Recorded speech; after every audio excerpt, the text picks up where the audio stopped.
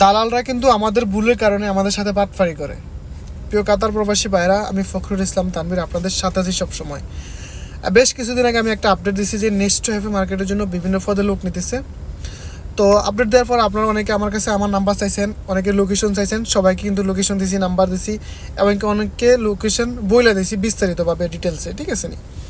তার ভিতরে কিছু মানুষ আছে আমাকে মেসেজ করে যে ভাই আপনাকে কিছু ফায়দা দেবো, আপনাকে কিছু হাদিয়া দেবো, আমাকে কাজটা ব্যবস্থা করে দেন যে কোনোভাবে হোক।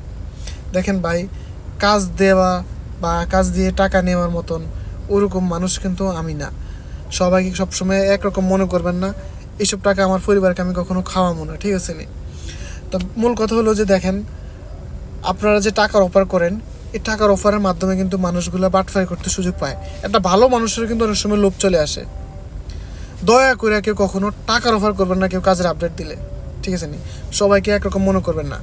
আমি দালালদের বিরুদ্ধে সবসময় পোস্ট করি, আর দালালদের বিরুদ্ধে পোস্ট করার কারণে কিন্তু আমার একটা ফেসবুক পেজ 15,000 ফলোয়ার, যেটার মাধ্যমে সবসময় সবার সাথে কানেক্টেড ছিলাম, আমার আইডিটা ডিসেবল করে দিছে।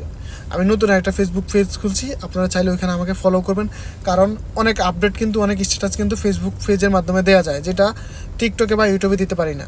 সব আপডেট পেতে কিন্তু আমার ফেসবুক পেজের সাথে থাকবেন। আশা করি বুঝতে পারছেন। ধন্যবাদ।